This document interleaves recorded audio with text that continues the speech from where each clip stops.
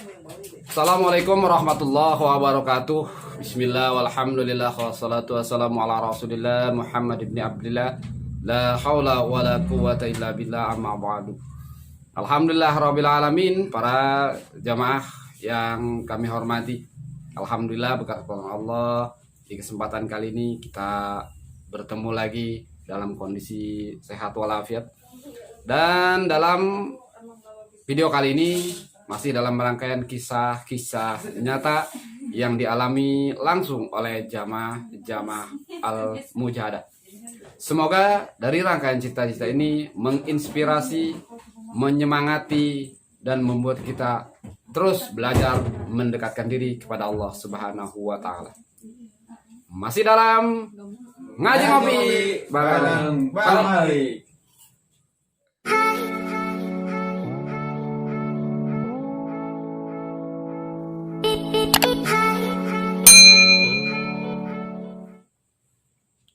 Satu hari saya kedatangan seorang tamu yang maksud dan tujuannya ingin bermusyawarah mencari solusi dari permasalahan yang sedang dihadapinya. Dia bercerita kurang lebih 5 tahun terakhir ini dia mengalami hal-hal di luar kebiasaan, di luar hal yang bisa dimengerti oleh dia, yaitu dia sering bermimpi, di mana di dalam mimpinya itu dia didatangi oleh satu makhluk yang tidak biasa, seperti kurang lebihnya, di mana makhluk itu sering meneror dia dan ingin kalau dia mengikuti makhluk itu. Makhluk itu memukul, mencekik. Tapi anehnya, walaupun ini hanya sebuah mimpi, namun pada saat sang tamu ini bangun tidur, bekas cekikannya itu masih ada di leher sang tamu. Dan wajahnya pun sedikit lebam. Di lain kesempatan, pada saat sang tamu ini sedang tidur di kamarnya, itu dari jendela terlihat ada makhluk yang berdiri di luar jendela dan lehernya bisa memanjang, lalu masuk lewat lubang angin yang di atas jendela itu masuk ke dalam kamar, sedangkan tubuhnya tetap berada di luar, tapi kepalanya ada di dalam kamar. Leher sang makhluk itu memanjang sampai ke dalam kamar. Di lain kesempatan, sang tamu bercerita saat dia sedang tidur di lantai. Lalu tiba-tiba di kanan dan kirinya tersembul 2 tangan. Tersembul 2 tangan yang langsung mencekik. Sampai sang tamu ini sulit untuk bernafas. Dan masih banyak lagi teror-teror yang sering dialami oleh sang tamu ini. Sang tamu sering bercerita kepada orang-orang atau kepada teman-temannya yang mungkin dianggap bisa memberikan solusi atau sedikit meringankan beban dia. Namun keanehan selalu terjadi. Lagi-lagi orang-orang yang dianggap bisa mencarikan solusi atau bisa sedikit meringankan beban dia, setiap habis diceritakan besoknya orang itu selalu sakit. Dan itu selalu terulang. Beberapa orang dari teman, keluarga selalu mengalami sakit setiap dia menceritakan hal tersebut. Dan dia selalu mencari pengobatan-pengobatan ke tempat-tempat orang yang mungkin dianggap mengerti atau paham dengan hal seperti ini. Namun selalu terjadi, orang itu selalu sakit. Sampai terakhir dia mendatangi satu tokoh agama yang menurut dia paham atau mengerti dengan hal tersebut. Namun sang tokoh agama setelah diceritakan permasalahannya langsung berkata bahwa saya tidak mampu untuk melawan dia karena ilmu dia lebih tinggi dari saya. Lalu sang tokoh agama ini langsung pulang ke rumahnya. Namun tiba-tiba makhluk yang tadi sudah ada di rumah sang tokoh agama tersebut. Selama orang ini menceritakan peristiwa-peristiwa yang dialami oleh dia selama ini, saya terus memperhatikan, namun ada sesuatu yang menurut saya tidak biasa, yang terus saja berputar-putar di atas kepalanya. Ada sesuatu yaitu semacam kepala dengan rambut yang panjang, caling, panjang. Namun anehnya itu tidak ada tubuhnya. Hanya usus, jantung, hati, dan organ tubuh lainnya. Tanpa tulang, tanpa tubuh. Itu selalu berputar-putar di kepala sang tamu ini. Awalnya saya tidak mengerti ini apa. Lalu saya teringat itu. Biasanya makhluk yang seperti ini berasal dari Bali. Kalau tidak salah, ini yang disebut leak kemungkinan. Lalu saya sampaikan kepada sang tamu bahwa apakah punya kakek atau keturunan dari Bali. Dia bilang tidak, Pak. Kebetulan saya juga tahu bahwa kedua orang tuanya tidak ada darah Bali. Lalu saya meminta dia untuk pulang, untuk menanyakan kepada keluarganya apakah ia masih ada darah Bali. Lalu dia pulang, keesokan harinya dia kembali lagi menemui saya dan mengatakan, Bapak tahu dari mana kalau saya keturunan Bali? Lalu saya balik bertanya, kenapa? Karena menurut orang tua saya, bahwa kakek dari kakek saya memang orang Bali. Lalu Bapak tahu dari mana kalau saya keturunan Bali? Dia berkata seperti itu. Lalu saya jawab bahwa ada sesuatu yang berputar-putar di atas kepala situ pada saat kemarin situ bercerita kepada saya.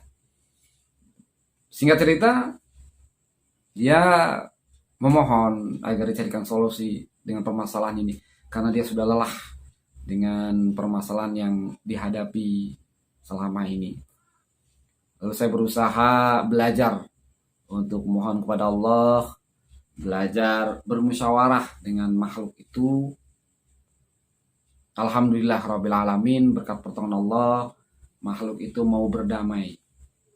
Karena sebenarnya makhluk itu memang masih keturunan daripada sang tamu dan ingin menitipkan sesuatu ke dalam badan sang tamu ini, tapi karena kebetulan sang tamu ini tidak bersedia dan selalu menolak setiap dititipi itu, sehingga terjadilah itu hal-hal kecil seperti tadi. Alhamdulillah Rabbil Alamin, kurang lebih 3 kali sang tamu datang ke sini. Allah Subhanahu wa Ta'ala memberikan pertolongan untuk kita semua, dan alhamdulillah masalah selesai sampai dengan saat ini dan tidak pernah terjadi lagi. Yang uniknya dalam didikan ini atau dalam kisah ini adalah bahwa sang tamu ini menemui saya kurang lebih sebanyak 3 kali. Dan setiap tamu ini datang, dia selalu membawa kopi saset. Kopi saset. Yang dibawa 2 seperti ini. 2 kopi saset yang dia selalu bawa. Dan kopi ini selalu seduh. 1 untuk saya, 1 untuk sang tamu. 3 kali dia datang selalu membawa 2 saset kopi ini. Nanti kurang lebih 6 kopi saset yang dibawa selama dia belajar berkonsultasi dengan saya. Dan kopi ini harganya kurang dari Rp1.000. Apalagi pada waktu itu masih sekitar Rp500 satu kopi ini pada waktu itu, karena kejadian kurang lebih sudah sekitar 8 sampai 9 tahun yang lalu. Pembelajaran yang ada di sini adalah bahwa kita sebagai jamaah al-mujahadah selalu dipesankan oleh sesepuh al-mujahadah, sesepuh pusat, bahwa kalau ada yang minta tolong, tolongin. Kalau dia memberi, terima. Tapi kalau meminta, jangan. Itu yang selalu disampaikan oleh sesepuh al-mujahadah. Dalam rangka belajar ikut aturan, dalam rangka belajar patuh kepada sesepuh, kita pribadi belajar menerima semua itu. Walaupun mungkin secara logika itu sangat tidak mungkin, sangat tidak layak.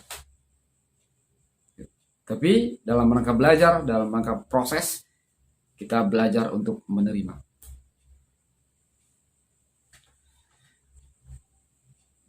Jadi kalau ada jamaah atau orang yang menamakan diri sebagai keluarga al-mujahadah, lalu dimintai tolong oleh orang lain, lalu dia memasang tarif